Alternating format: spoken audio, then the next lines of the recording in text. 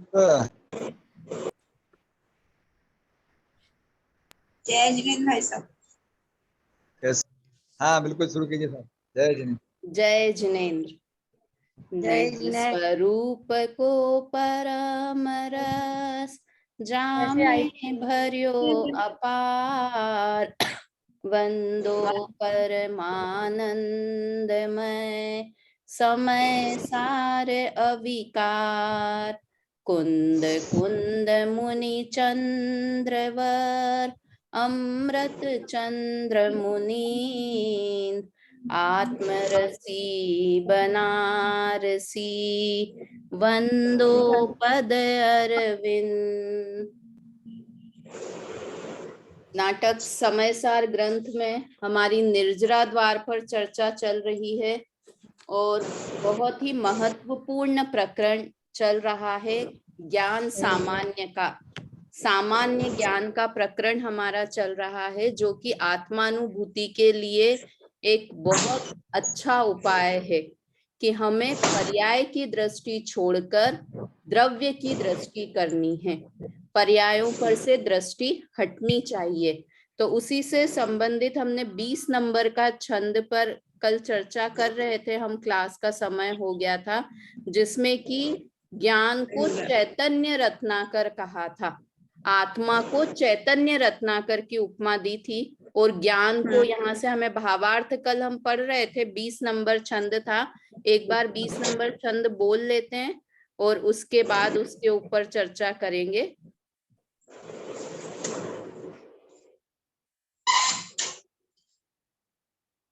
सम्यक ज्ञान को समुद्र की उपमा, ये नंबर है 20 नंबर का छंद है। एक साथ बोलते हैं। जाके उर अंतर निरंतर अनंत दर्व भाव भासी रहे पे सुभाव नटर तू है, निर्मल सु जीवन प्रगट जाके घट में अघट रस को तू कर तू है, जागे मति श्रुति ओधि मने पर्य केवल सु पंचधात रंगनी उमंगी उछर तू है, सोहे ज्ञान उददी उदार महिमा अपार, निराधार एक में अनेकता धर तू है। तो इसका अपन भावार्थ पे चर्चा कर रहे थे कल, जब हमारा समय हो गया था उस समय। तो अपन उसके ही आगे से चर्चा करते हैं भावार्थ की।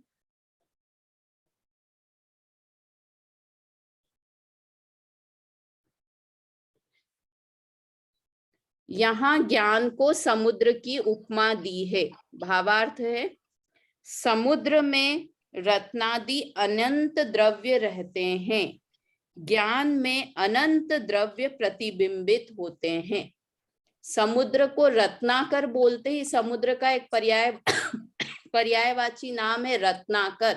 रत्नाकर मतलब रत्नों को रखने वाला, रत्न जिसमें रहते हैं।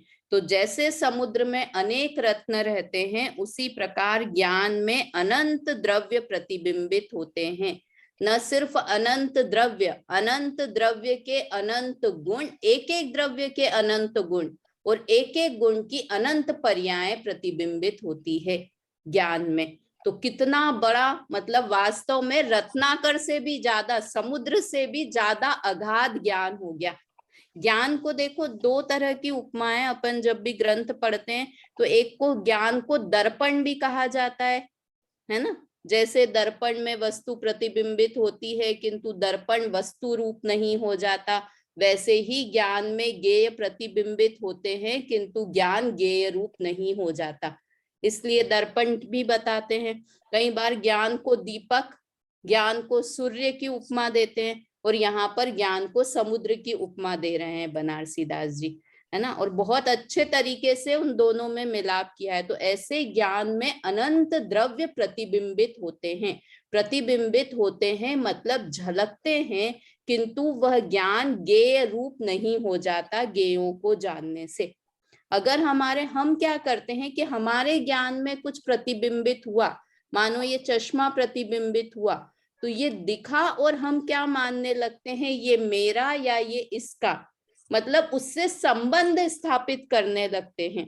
किंतु वास्तव में जीव का स्वभाव, जीव कर कहाँ तक सकता है कि जीव की पहुंच सिर्फ ज्ञान करने मात्र तक की है। इसलिए, और वो ज्ञान का स्वभाव कैसा, हमको लगता है ज्ञान करना यानी कोई काम ही नहीं है। अगर कुछ कोई कहे कि ज्ञान करो, तुम जानो, तो बोलो जाने, उसके आगे क्या करें। मतलब जानना इतना बड़ा काम है, सबसे महान काम है, किंतु हमें ज्ञान करना वो कोई कार्य ही नहीं दिखता है। हमें तो कुछ उठा के इधर से उधर रखना वो कार्य दिखता है, किंतु जानना और जानते रहना ये कार्य नहीं लगता है।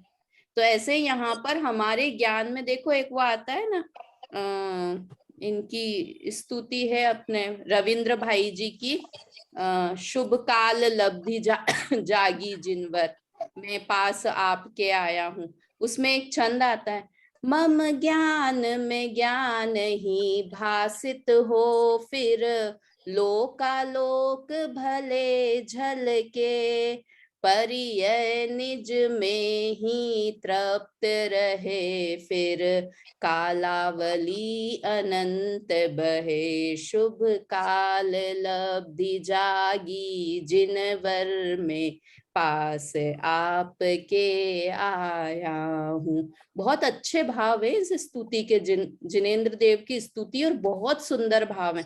तो उसमें क्या है, मम ज्ञान में ज्ञान ही भासित हो, फिर लोकालोक भले झलके, कि हमारा मेन उद्देश्य क्या होना चाहिए कि मैं ज्ञान में ज्ञान भासित हो। ज्ञान यहाँ पर आत्मा, दूसरा वाला ज्ञान लिखा ना, मम ज्ञान में ज्ञान ही भासित हो, तो ज्ञान मतलब आत्मा, आत्म ज्ञानम स्वयं ज्ञानम। आत्मा को कई बार ज्ञान और आत्मा एक ही चीज है, क्योंकि आत्मा बना ही किससे है, ज्ञान से बना है।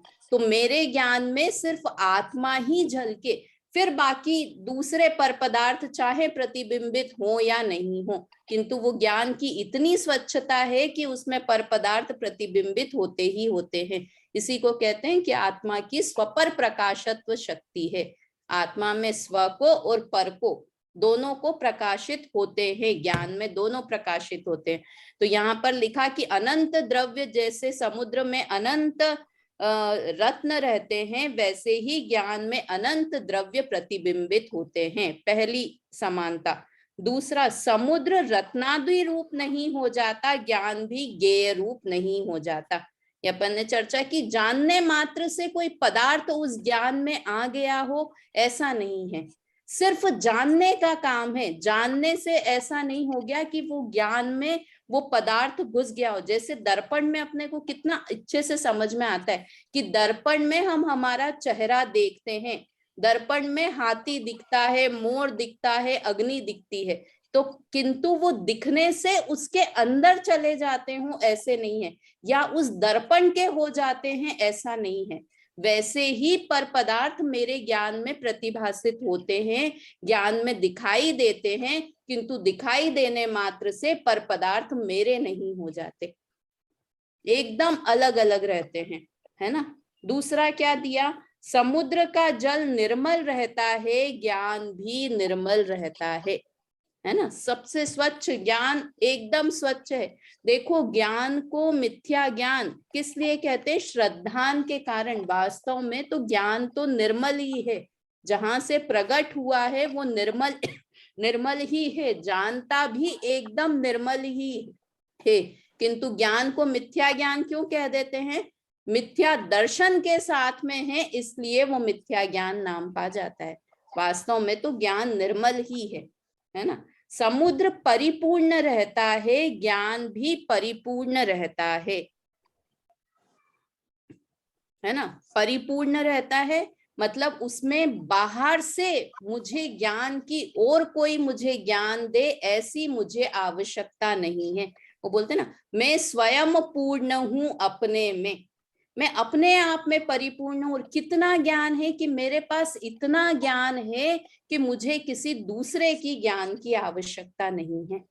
मुझे इतना ज्ञान है कि मुझे भगवान और ज्ञान, अपन कई बार बोलते ना, हे भगवान मुझे ज्ञान दो, है ना। एक वो कोई पिक्चर का गाना वाना भी आता है, ज्ञान ज्ञान दो, ऐसा कोई मूवी का ऐसा भक्ति, भगवान की भक्ति करते हैं कि आप मुझे ज्ञान दो, तो भगवान ज्ञान दे देंगे? हमारे पास कमी है ज्ञान की? वो तो एक भक्तिवश ऐसे बोलने के लिए हम बोलते हैं कि ज्ञान दो, मतलब मेरा ज्ञान जो अज्ञान रूप हो गया है, गलत हो गया है, वो सम्यक हो जाए। किंतु ऐसा नहीं है कि मेरे पास ज्ञान की कमी है और कोई मुझे बाहर से ज्ञान लाके दे दे, है ना। कितना है कि ज्ञान परिपूर्ण रहता है। समुद्र में लहरें उठती है, ज्ञान में भी मति श्रुत आदि तरंगे हैं। मतलब एक समुद्र में दो चीजें हैं, एक तो समुद्र स्थिर जल और एक उसमें तरंगे उठती रहती है ना। समुद्र को गंभीर भी बोलते हैं और समुद्र को चंचल भी बोलते हैं ना ममता भाभी, दोनों। गंभीर, वो तो जब तीर्थंकर का जन्म होता है, तीर्थंकर के स्वप्न देखती है माता, तो बोलते हैं ना समुद्र के समान गंभीर होगा। हमको तो गंभीर दिखाई नहीं देता, हमें तो उछल पुथल करता हुआ दिखाई देता है। देखा है अनीता आंटी कभी समुद्र, है ना? हमारी दृष्टि का यही तो दोष है। हाँ, हमारी दृष्टि का यही तो दोष है कि हमें अपने अंतर का कुछ दिखता नहीं है, बाहर का दिखता है जो उसमें ही उलझ जाते हैं। वैसे ही हाँ। समुद्र की बाहर की लहरों में ही उलझ जाते हैं। बाहर की लहरें, किंतु अंदर से देखो तो वो अंदर से समुद्र एकदम शांत और गंभीर है। ऐसे तीर्थंकर के जीव शांत और गंभीर रहते हैं। तो यहाँ पर लिखा, ऐसे ही ज्ञान में मति श्रुत आदि तरंगे उठती है, किंतु ज्ञान सामान्य तो एक स्थिर चीज है। ज्ञान ज्ञान ज्ञान ज्ञान ज्ञान ऐसा स्थिर है। समुद्र महान होता है, ज्ञान भी महान है।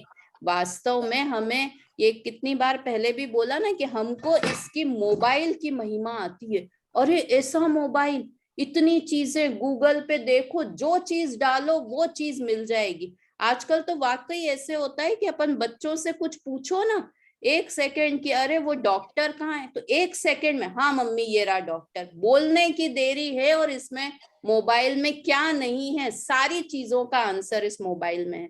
तो हमको मोबाइल की महिमा आती है। और यहाँ कह रहे हैं कि सबसे महान ज्ञान है। मोबाइल महान है कि ज्ञान महान है? पूर्णिमा आंटी, कौन महान है? ज्ञान महान है। क्यों ज्ञान? मोबाइल से ज्ञान में तो मुझे तो पता ही नहीं है डॉक्टर कहाँ रहता है, मोबाइल को पता है कि डॉक्टर का एड्रेस क्या है, तो मोबाइल महान हुआ ना। तो मोबाइल ज्ञान, थोड़ी ज्ञान नहीं तो बताया कि मोबाइल से तो मोबाइल बना।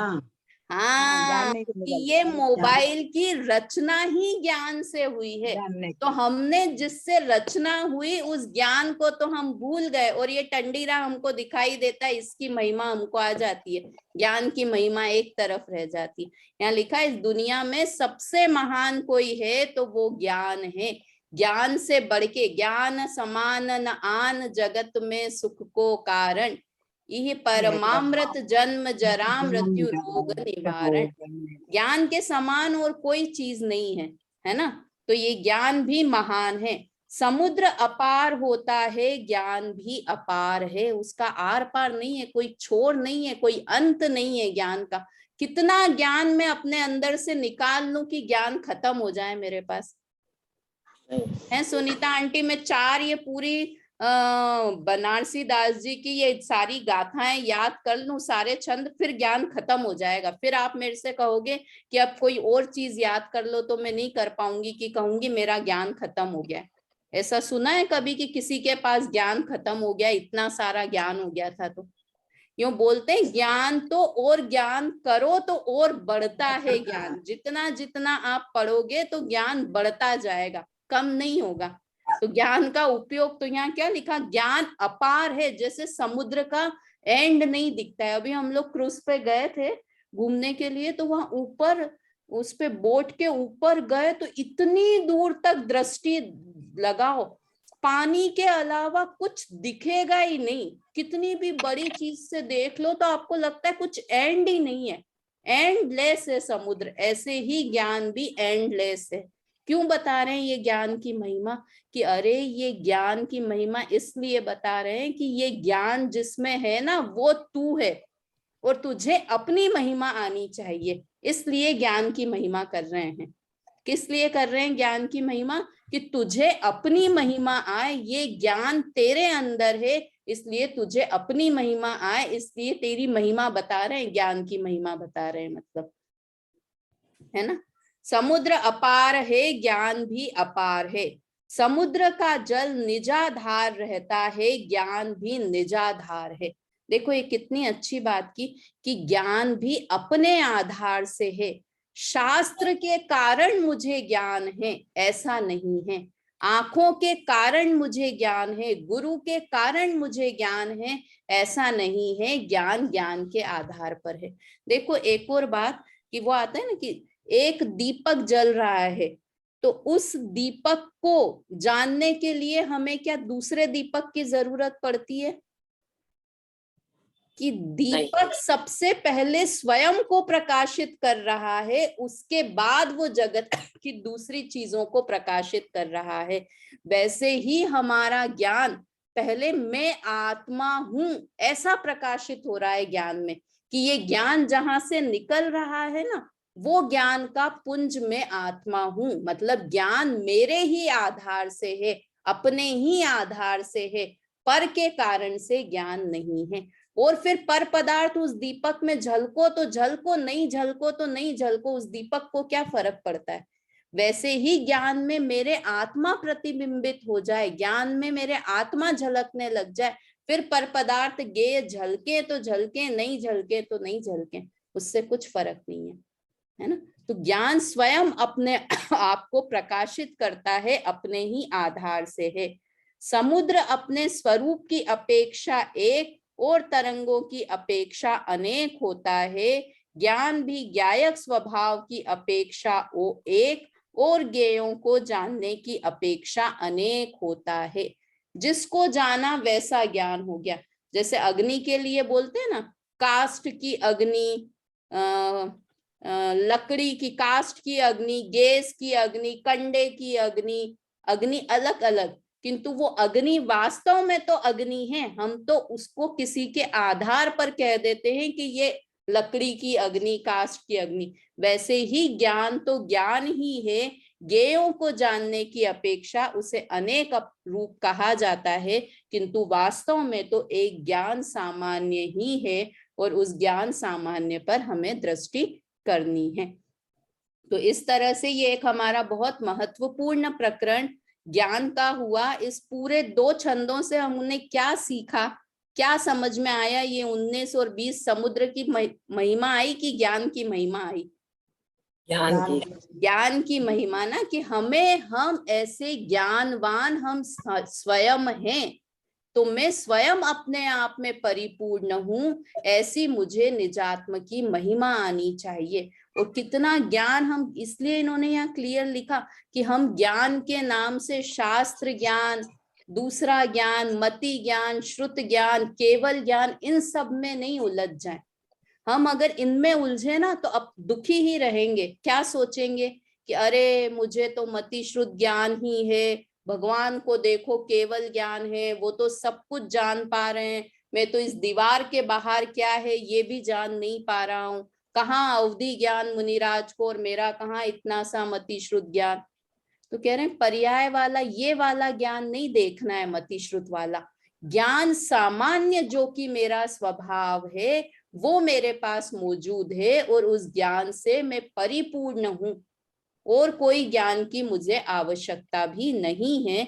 ऐसे अपने आप पर हमें अहम आए, इसलिए ये गाथाएं लिखी 19 और 20 नंबर की। अब ये 21 नंबर से एक बहुत अच्छा प्रकरण शुरू हो रहा है, मजा आएगा इनको पढ़ने में।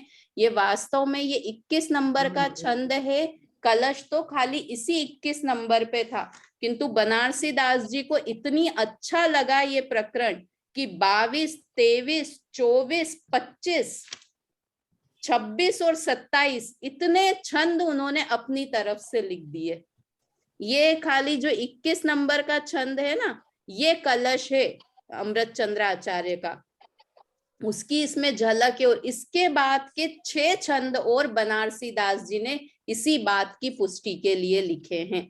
बहुत सरल हैं, किंतु हमें हमारी भूल बताई है इन छंदों में। पढ़ते हैं इन छंदों को एक साथ, सरल है तो मेरे ख्याल से अपन कोशिश करेंगे 26 तक के छंद पूरे हो जाएं।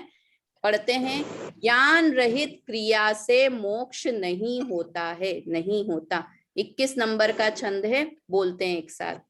केई क्रूर कष्ट सहे तप सो शरीर दहे, धूम्रपान करे ओंधे मुख के झूले है, केई महाव्रत गहे क्रिया में मगन रहे, वहे भार पे प्यार कैसे भूले हैं, इत्यादिक जीवन को सर्वथा मुक्ति नहीं, पीरे जग माही जो बयारी के बदूले हैं, जिनके लिए में ज्ञान दीन ही को निर्वाण, कर्म के कर तार भरम में भूले हैं। हे सरल एकदम, आधा तो पढ़ने से ही समझ में आ गया होगा। क्या कहा? केई क्रूर कष्ट सहे तप सो शरीर दहे। कई क्रूर लोग कह रहे हैं किसको? कि जो तप कर रहा है उसको क्या कह रहे हैं? क्रूर किसको कहते हैं हम? कि जो भयानक हो, किसी को कष्ट दे, परेशान करे, उसको क्रूर कहते हैं। ये कितना क्रूर है, निर्दयी है, क्रूर है।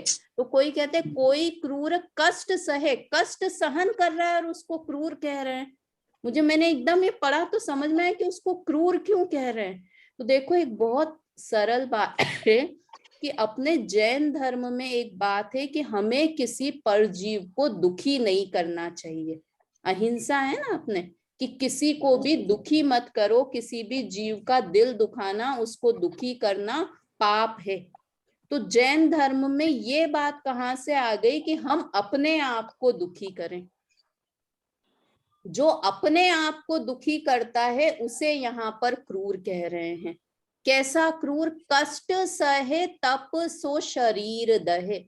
कष्ट सहन करता है और तप से अपने शरीर को दहन करता है, अपने शरीर को दुख पहुंचाता है, वो जीव क्रूर है। मतलब एक तो हम मेहनत करें, तप करें, अनशन तप करें, भूखे रहें और ऊपर से लिख दें हमको मिल जाए कि तुम क्रूर हो। ये कहाँ का न्याय है बनारसी दास जी का? है ना? तप कर रहे हैं, हम सोच रहे हैं हम धर्म कर रहे हैं, और वो कह रहे हैं कई क्रूर, मतलब कई क्रूर लोग कष्ट सहन करते हैं और तप से शरीर को दुख देते हैं, जलाते हैं। धूम्रपान करे ओधे मुख होके झूले हैं। अब ये दूसरी लाइन पढ़ते हैं तो लगते हैं नहीं, ये तप की बात अन्य मति वाले लोगों के लिए है, क्योंकि धूम्रपान करते हैं ना, वो हुक्का उक्का पीते हैं और ओंधे मुख होके लटक जाते हैं। कई है कि अपने शरीर को जमीन के अंदर घुसा लेते हैं, खाली मुंह दिखता रहता है, बाकी सब। कोई पेड़ से उल्टे लटक जाते हैं, कोई एक पैर पे खड़े होके तप करते हैं। ऐसे बहुत तरह के तप करते हैं। और धूम्रपान ये तो बिल्कुल ही मूर्खतापूर्ण कार्य है। वो एक मूवी का गाना आता था ना पहले, दम मारो दम मिट जाए गम, बोलो सुबह शाम हरे कृष्णा हरे राम। अब समझ नहीं आ रही ये भक्ति कर रहे हैं कि धूम्रपान कर रहे हैं। मतलब उस गाने को देख के तो इतना, कितनी मूर्खता भरा गाना था वो, और इतना मंदिरों में बजता है और लोग समझ रहे हैं कि हम धर्म कर रहे हैं, चरस गांजा पी रहे हैं और हरे कृष्णा हरे राम बोल रहे हैं। मतलब कोई अता पता नहीं है क्या क्रिया चल रही है, देखा देखी, जोर जोर से सब भक्ति कर रहे हैं, तो हम भी चलो सबकी भक्ति में चालू हो गए, तालियां बजा रहे हैं सब, तो हम भी तालियां, हाथ ऊपर करके, दोनों हाथ ऊपर करके ताली बजाओ तो हम भी, और समझ रहे हैं कि हम धर्म कर रहे हैं। उन सब के लिए लिखा है यहाँ, ज्ञान रहित क्रिया से मोक्ष नहीं है। उन सब की बात बता रहे हैं बनारसी दास जी, है ना। अब ये 2 लाइन में तो लगा कि ये क्रूर हमको नहीं कह रहे हैं, अन्य मति वालों को कह रहे हैं। तो देखो आगे यहाँ लिख दिया, महाव्रत गहे क्रिया में मगन रहे, वह मुनि भार पे प्यार कैसे फूले हैं। ये हमारे जैनियों के लिए बात हो गई। ऊपर की 2 लाइन तो चलो अजैनी के लिए, क्योंकि महाव्रत जैनियों में कहे जाते हैं, महाव्रत मुनिराज पालन करते हैं। और क्या लिखा कि कोई महाव्रत करके क्रिया में मग्न रहे, पूरे 28 मूल गुणों का बकायदा पालन करे, वह मुनि भार, मुनि का भार सहन करे, मतलब परिशह सहन करे 22 प्रकार के, किंतु वे कैसे हैं ये एक लाइन दे दी, पे प्यार कैसे फूले हैं। प्यार क्या होता है कि ऐसा बंडल जिसके अंदर घास ही घास हो और अनाज एक दाना भी नहीं हो, घास का बंडल। और कैसा, छोटा मोटा नहीं, बहुत बड़ा सारा बंडल दूर से दिखे। वो कभी आप लोगों ने देखी होगी, ट्रक होती है, ट्रकों में इतना सारा भूसा भरा होता है और वो नीचे तक लटकता रहता है, ट्रक के नीचे तक। अपन देखो दोगे, अरे बाप रे, ये इतना सारा सामान, कितना पैसे का सामान भरा है। तो वो 2 कौड़ी का सामान है, दिखने में बड़ा भारी दिख रहा है किंतु उसकी वैल्यू 0 है। ऐसे ही महाव्रत करने वाला बाहर से दिखाई दे रहा है कि ये इतना काम कर रहा है, इतना शरीर को क्रश कर रहा है, महाव्रत कर रहा है, 22 परिशह सहन कर रहा है, किंतु उसकी वैल्यू कैसी है, फूले के जैसी है, 0 है। घास का बंडल जैसा है जिसमें एक बूंद भी अनाज का नहीं है, है ना। इत्यादिक जीवन को सर्वथा मुक्ति नहीं। ये कितनी कठिन लाइन कह दी कि ये जितने भी ऊपर के जीव हैं, ये अन्यमति वाले तो छोड़ो, ये जो नीचे वाले जीव है, देखो यहाँ पर तो मुनिराज की बात कही, अपनी बात कहाँ आ गई सुशीला आंटी। यहाँ नाम तो नहीं लिखा, यहाँ तो मुनिराजों का नाम लिख दिया। बेचारे द्रव्यलिंगी मुनिराज ही हमेशा चढ़ जाते हैं सूली पे, उन्हीं का उदाहरण आता है, हम तो बच जाते हैं क्या सोच के कि ये तो द्रव्यलिंगी मुनिराज के लिए बात है। ऐसा है मम्मी, द्रव्यलिंगी मुनिराज के लिए बात है कि ये तो उत्कृष्ट बता दिया कि द्रव्यलिंगी मुनिराज जैसा महाव्रत करें। इसमें ये अपने सारे व्रत आ गए, अष्टमी चतुर्दशी को एकाशन करना, बाहर का नहीं खाना, सेंधा नमक खाना, धुले हुए गेहूं खाना, ये सारी चीजें महाव्रत के आगे तो छोटा सा सामान है। ये सारी चीजें आ गई कि इत्यादिक जीव को, इत्यादिक में हम भी आ गए, हम जैसे जीवों को सर्वथा मुक्ति नहीं है, किंचित भी मुक्ति नहीं है। और कैसे हैं, फिरे जग माही जो बियार कैसे बदूले हैं, कि जैसे वो हवा के साथ, वो झोंके के साथ घूमता रहता है ना, चक्र हवा का, इधर से उधर घूमता रहता है, वैसे ही ये जीव जो बाहर की क्रिया करते रहते हैं, कभी स्वर्ग, कभी तिर्यंच, कभी मनुष्य, कभी निगोद, ऐसे भटकते ही रहेंगे। तो क्या करें, धुले हुए गेहूं खाना बंद कर दें, क्या करें कि क्या लिखा आगे कि जिनके ही ये में ज्ञान तीन ही को निर्वाण, कि पहले अपने हृदय में ज्ञान को उत्पन्न करो। ज्ञान को उत्पन्न करो, तो अभी तो हम पढ़ रहे थे कि ज्ञान हमारे अंदर है, कि ज्ञान तो है, ज्ञान को उत्पन्न करो, अर्थात ज्ञान को सम्यक करो, अर्थात सम्यक दर्शन और सम्यक ज्ञान करो।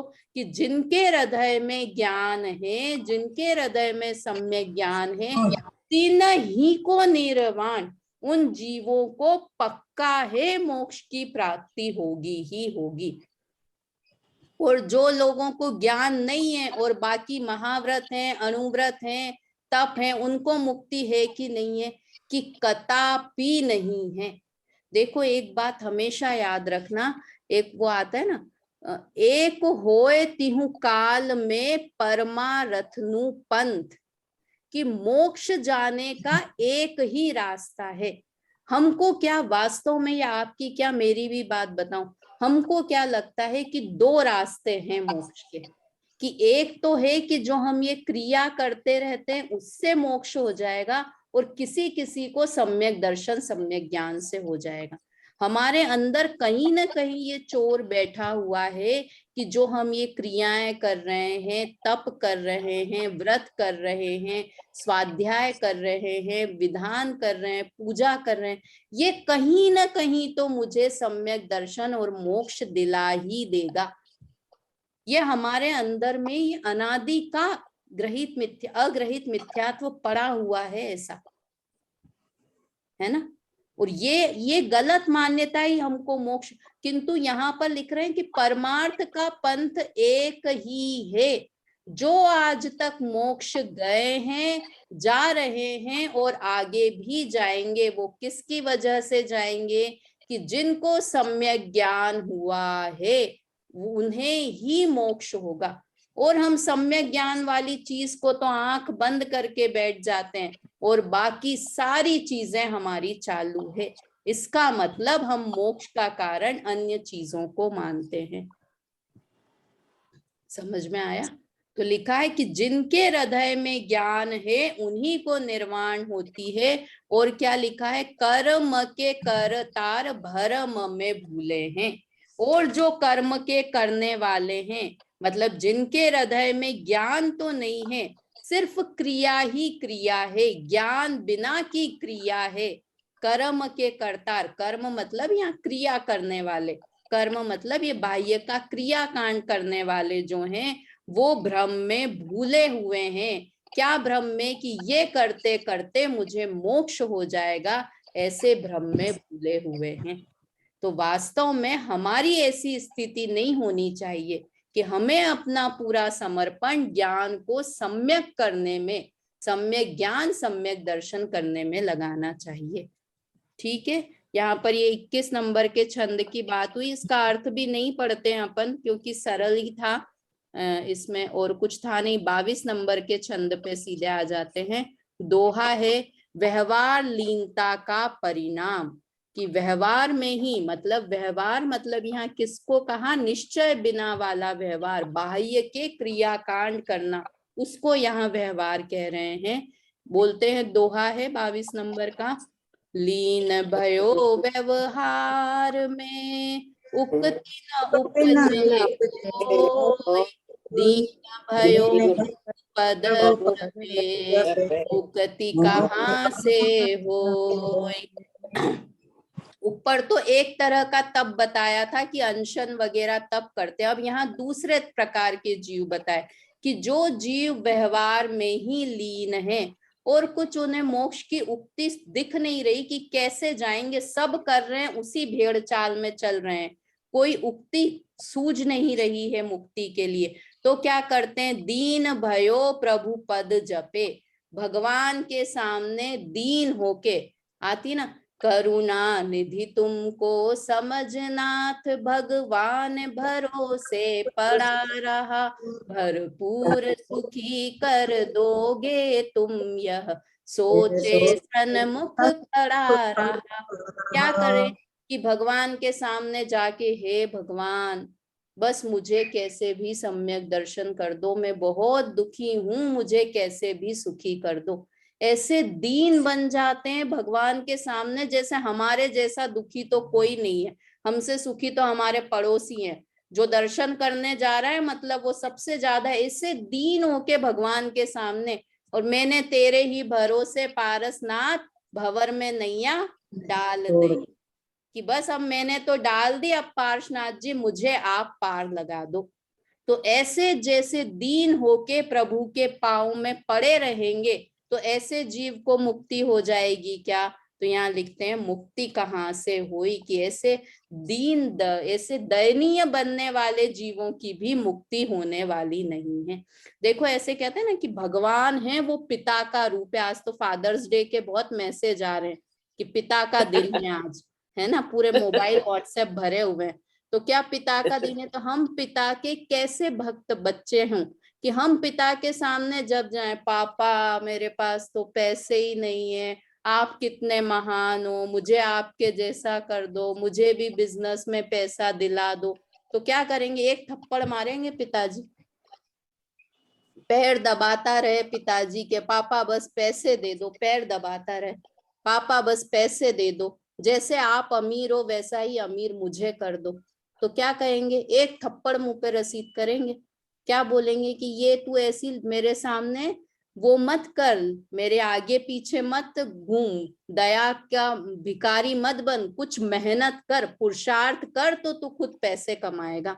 वैसे ही हम भगवान के सामने दीन होके कि हे भगवान मुझे आपके जैसा बना दो, मैं तो इतना दुखी चार गति में भटक रहा हूं। तो भगवान कहेंगे तेरे जैसा मूर्ख कोई नहीं है, तू खुद पुरुषार्थ कर, मैं तुझे मार्ग तो बता सकता हूं किंतु तुझे सुखी नहीं कर सकता। और क्या मार्ग बताते हैं? कि सम्यक दर्शन ज्ञान चारित्राणी मोक्ष मार्ग, ये उपदेश देते हैं। है ना। तो यहाँ पर ऐसे पहले छंद में तप से मुक्ति नहीं बताई थी, यहाँ पर दूसरा की पूजा भगवान की भक्ति कर लो तो मुक्ति हो जाएगी, तो वो भी नहीं होगी। और आगे 23 नंबर का छंद क्या कहा, प्रभु सुमरो पूजा पढ़ो करो विविध व्यवहार, मोक्ष स्वरूपी आत्मा ज्ञान गम्य निर्धार।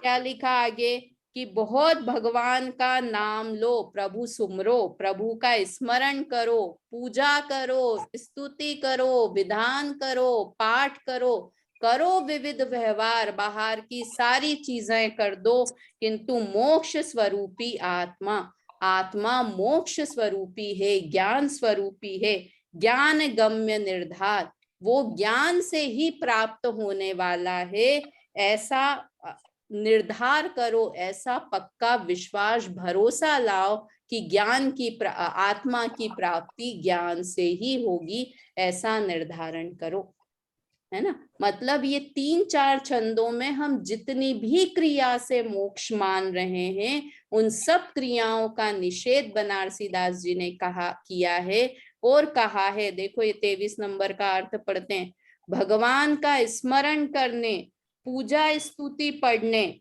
व अनेक प्रकार का चारित्र ग्रहण करने से कुछ नहीं हो सकता, क्योंकि मोक्ष स्वरूपी आत्मा अनुभव ज्ञान गोचर है, ऐसा पक्का तुम निर्धारण कर लो। तो यहाँ पर ये अपने 23 तक के नंबर की छंद की चर्चा हुई। 24, 25 और 26, 27 ये 4 छंद और रह गए हैं, इसी बात को और पुष्ट कर रहे हैं। और इतने छंद बनारसी दास जी ने क्यों लिखे, क्योंकि हम कहीं ये पढ़ के हम इतना समय हमें स्वाध्याय करते हुए हो